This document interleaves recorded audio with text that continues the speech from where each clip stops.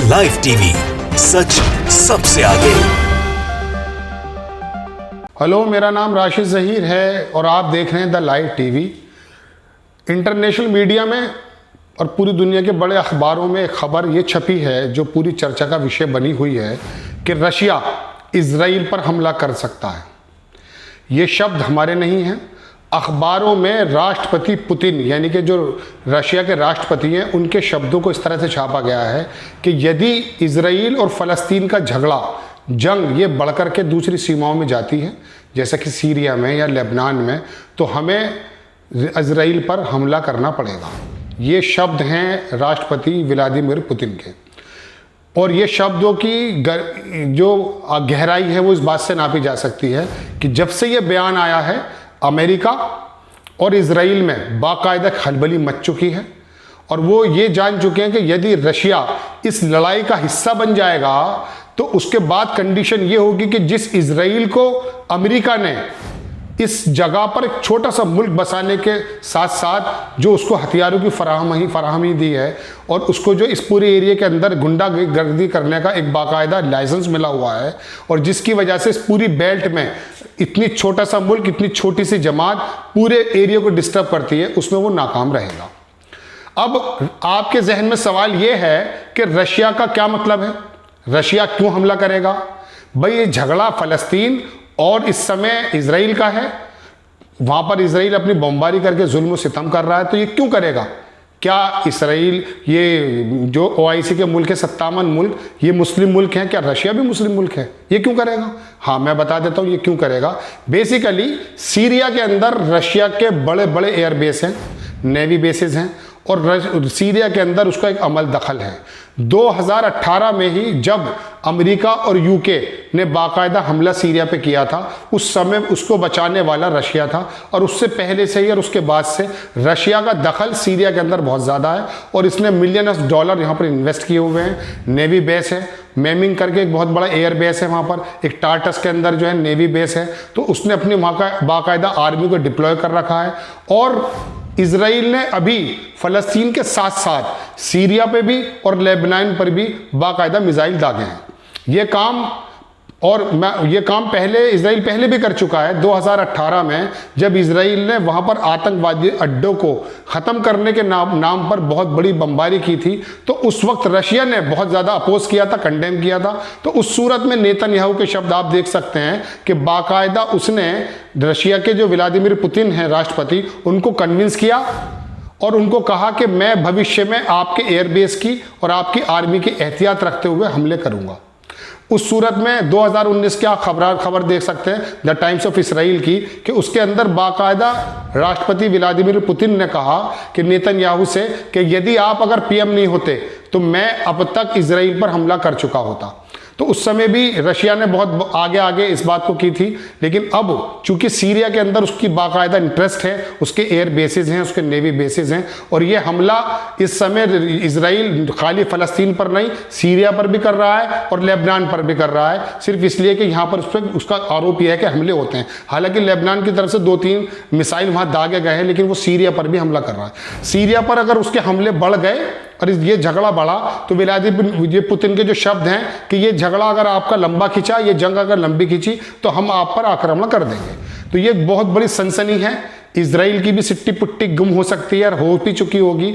और ये तमाम जो मुस्लिम मुल्क हैं जो अपनी बुजदिली का एहसास कराते हुए ओआईसी की मीटिंग में मजम्मत यानी कि कंडेम तो करते हैं, लेकिन कोई भी उन निहत्ते फ़लस्तीनियों के साथ खड़ा होने को तैयार नहीं था। हालांकि ज़बानी बातें टर्की भी कर रहा है, पाकिस्तान भी कर रहा है और ईरान भी कर रहा है, लेकिन उसके बावजूद जो स्टेप आउट होने चाहिए थे, जो इक़दाम लेने चाहिए थे, उसमें ये सब लोग नाकाम रहे और बाकायदा इजराइल उस पर बमबारी कर रहा है। उसको ये तमीज़ नहीं कर रहा कि इसमें बच्चों मर रहे हैं या महिलाएँ मर रही हैं या लोग निहत्ते मर रहे हैं। तो बहरहाल ये बड़ी खबर है कि रशिया अगर एक्टिव हो गया तो शायद इजराइल के लिए ये इतनी आसान खीर ना हो और ये बाकी जो मुस्लिम मुल्क हैं ये भी शायद इनके अंदर जान पड़ जाए और इकट्ठे होकर वो इजराइल को ख़त्म कर दें या इजराइल के झगड़े को बहुत लंबे समय तक के लिए नेस्त नाबूद कर दें। तो एक बहुत बड़ी खबर है रशिया की तरफ से जो देने के लिए मैं हाजिर हुआ था।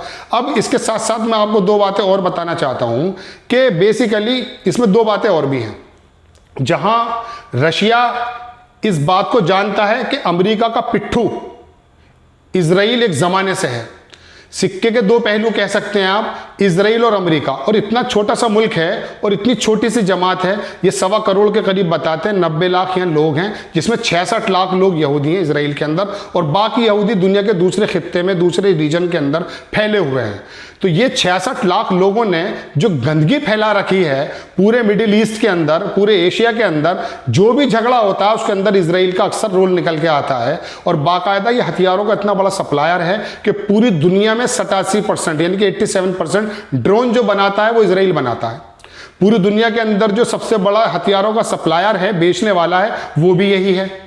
तो ये इतने छोटे से लोग हैं और अपने आप को वेशभूषा से भी ये बताते हैं कि हम बड़े धार्मिक हैं और बहुत ज़्यादा हम जो है मुहज्जब हैं, उसके बावजूद इतने हथियारों के अंदर इसका इंटरेस्ट क्यों है? ये पूरी दुनिया के लिए खतरा क्यों बना हुआ है? हमारे पास कोई ऑथेंटिकेशन नहीं है, लेकिन यदि कोई बीमारी भी आती है तो अक्सर लोगों के अंदर ये जिक्र होता है कि ये इजराइल के कहीं चाल तो नहीं है, क्योंकि इजराइल ने पूरी दुनिया के अंदर अमेरिका के अलावा भी बाकी जगहों को अपने कंट्रोल में कर रखा है। आप अगर यूट्यूब पे या कहीं सोशल साइट पे सर्च करेंगे तो पता करेंगे कि 4000 साल पहले जो इन यहूदियों को निकाला गया था और ये वापस जब आए हैं 1920 से लेकर 1948 के बीच में यहाँ, तो उसके बाद ये नंगे और भूखे की हालत में आए थे। और उसके बाद धीरे धीरे इन्होंने क्या किया? इन्होंने ये किया कि धीरे धीरे अपने यहाँ के जो लड़के होते हैं ना, उनको भी ये है कि 2 साल इनको आर्मी में गुजारने जरूरी है। ये कौन सी प्लानिंग के साथ काम कर रहे हैं? ये इतनी छोटी सी जगह बहुत क्षेत्रफल के एतबार से बहुत कम है, और रशिया तो दुनिया का सबसे बड़ा क्षेत्रफल ऑस्ट्रेलिया के साथ साथ है। इन जगहों को सब ये डिस्टर्ब क्यों कर रहे हैं? ये जमात का इंटेंशन क्या है? और अमेरिका इसको इतना ज्यादा सपोर्ट क्यों करता है? ये बाकायदा धार्मिक होने का जो नाटक करते हैं और उसके बाद फिर लोगों की जानें लेते हैं। और ये बीमारी के नाम से, जैसा कि हालांकि मैंने आपसे कहा कि बीमारी का कोई ऑथेंटिकेशन नहीं है, लेकिन ये तो बात बिल्कुल साफ सुथरी है कि हथियारों के सप्लाई को लेकर के हो या इस एरिया के अंदर जितना भी डिस्टर्बेंस हो, उसके अंदर अक्सर बेशतर बाकायदा इजराइल का नाम निकल कर आता है। और कितनी जंगें लड़ चुका है ये हर बार निहत्ते लोगों को इतनी छोटी सी जगह में इसको बसाया गया। और उसके बाद आप देख सकते हैं नक्शे में कि धीरे धीरे धीरे धीरे फलस्तीन खत्म होता जा रहा है और ये इजराइल के लोग बढ़ते चले जा रहे हैं। और आने वाले वक्त में इनकी क्या क्या इंटेंशंस हैं वो पूरी दुनिया जानती है, खास करके मुस्लिम जगत जानता है। वो किसी और वीलॉग में हम बात कर लेंगे, लेकिन बहरहाल मैं बात अपनी पे आता हूँ कि रशिया की ये थ्रेट बाकायदा इसके लिए सिर दर्द बन चुकी होगी। और अगर रशिया ने इस पर अटैक कर दिया तो सारे मुस्लिम मुल्क, जैसा कि मैंने अभी कहा, ये पूरा रीजन जो है बाकायदा साथ खड़ा हो सकता है। इसमें एक बात तो है ये कि ये अमेरिका का पिट्ठू है, और रशिया और अमेरिका की दुश्मनी पूरी दुनिया जानती है कि यूएसएसआर जब टूटा था उसके पीछे कौन था।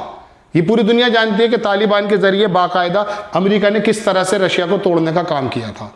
दूसरी बात, ये टर्की के प्राइम मिनिस्टर जो हैं एर्दोगान, इन्होंने भी फोन करके पुतिन से ही कहा कि मैं इजराइल को सबक सिखाना चाहता हूं। क्या वजह रही? तो इसमें कई सारी वजहें हो सकती हैं। सीरिया एक वजह उसकी है, 2018 में भी रशिया की वजह थी, उसको एक अपनी सिक्योरिटी के एतबार से उसे खतरा बना हुआ है कि ये झगड़ा अगर चलता है, ये जंग अगर चलती है तो सिक्योरिटी के एतबार से उसको जो है ना थोड़ा बहुत हार्म हो सकता है, नुकसान हो सकता है, उसने ये बयान दिया है। लेकिन इसके पीछे 2 वजहें ये भी कि एर्दोगान का वो फोन जो उसने रशिया को माइल करने के लिए कहा कि मैं इसको सबक सिखाना चाहता हूं, और दूसरी बात, रशिया ये अच्छी तरह से जानता है कि इस पूरे रीजन के अंदर ये एक नुक्ते के बराबर जो आप देखते हैं ना, ये छोटी सी जगह जो देखते हैं इजराइल, ये बाकायदा अमेरिका का प्रतिनिधित्व करता है। और इस एरिया के अंदर अमेरिका की जो सरबराहियत है, अमेरिका का जो दखल है, वो इजराइल के माध्यम से ही है। तो ये दोनों बातें भी रशिया के जहन में हमेशा रहती हैं, रहेंगी। ये तो फिलहाल तो अभी एर्दोगान वाली बात है, लेकिन इसका ये मालूम है कि ये बाकायदा अमेरिका का पिट्ठू है।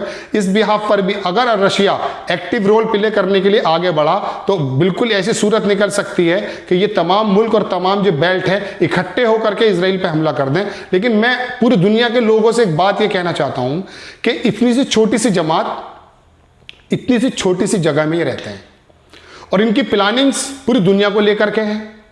हथियारों की, जैसा कि मैंने आपसे बात कहा है, खरीदो फरोख्त जो होती है और बाकायदा इस एरिया के अंदर जो अपना एक्सपेंशन करते जा रहे हैं, इसकी वजह क्या है?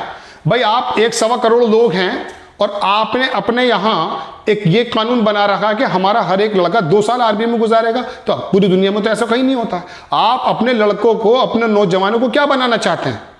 हिटलर ने जब 6 लाख यहूदियों को बाकायदा बुरी तरह से मारा, हमने भी उसको कंडेम किया जब जब जिक्र आता है, और पूरी दुनिया उसको कंडेम करती है। लेकिन हिटलर के वो शब्द आज मेरे कानों में गूंज रहे हैं, और मेरे कानों से इन द सेंस मेरे जहन के अंदर गूंज रहे हैं कि उसने कहा कि मैं इन थोड़े से यहूदियों को सिर्फ इसलिए छोड़ रहा हूं ताकि दुनिया को यह पता चले कि ये कितनी बुरी कौम है। तो ये तो अभी तक की गतिविधियों से बिल्कुल साफ जाहिर हो रहा है कि ये कितनी बुरी कौम है और ये दुनिया के लिए क्या खतरा बन सकती है। अमेरिका के अंदर जो इसका दखल है 58% मैं आपको बता दूं कि मईशत यानी कि इकोनॉमी में जो इनका दखल है वो 58% है। और अमेरिका के अंदर जमातें बहुत सारी हैं, तंजीमें बहुत सारी हैं यहूदियों की, लेकिन 2 ऑर्गेनाइजेशन ऐसी हैं जो बाकायदा इलेक्शंस के अंदर इतना पैसा खर्च करते हैं, और वहाँ के जो सीनेटर्स जिनको हम एमपी बोलते हैं हमारे हिंदुस्तान में, उनको पैसा देते टाइम ये बाकायदा ये मुआहदा करते हैं कि आप हमारे अनुरूप काम करेंगे। और इसकी बानगी अभी देखने को मिली है कि सीनेटर्स जो अमेरिका के हैं 43 उन लोगों ने बाकायदा जो बाइडेन को लिख कर दिया है कि इजराइल के पक्ष में आप काम करें। ये वही यहूदी जमात और इजराइल के एजेंट हैं जो उसी के पैसे से वहां जीतते हैं। ये बाकायदा, मैं नहीं कह रहा हूं, ये लिखित के अंदर है, और ये बाकायदा पूरी दुनिया में सरगर्म है कि इसके कितने दखल है। और पूरी दुनिया के अंदर जो मईशत है, जो बड़ी बड़ी कंपनीज हैं, आप खुद पता करें, कंपनी का नाम मैं नहीं लूंगा, कि यहूदियों का कितना दखल है, कितने यहूदियों की कंपनी है।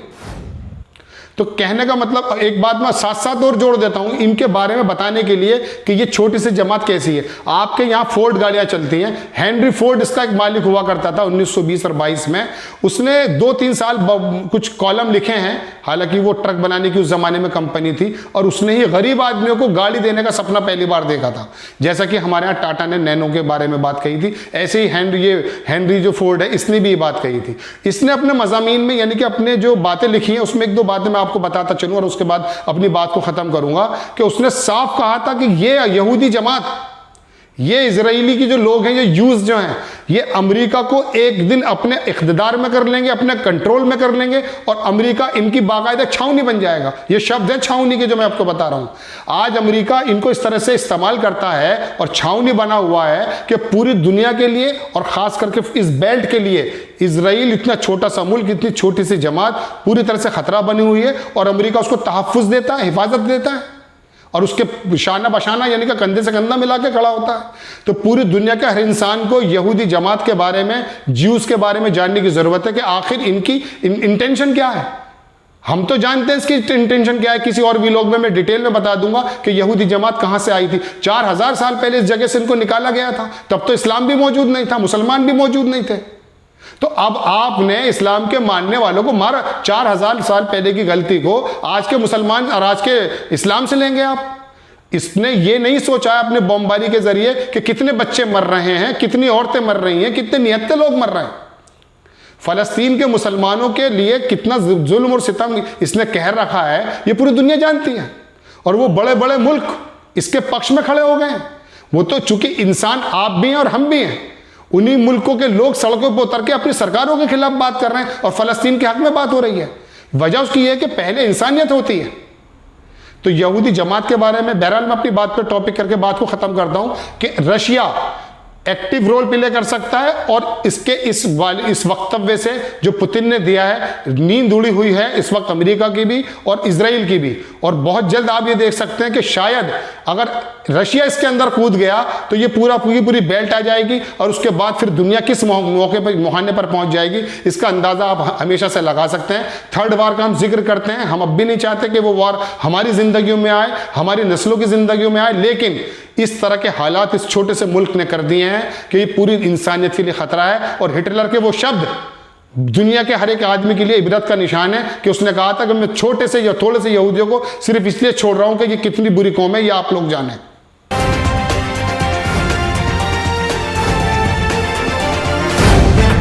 द लाइव टीवी, सच सबसे आगे।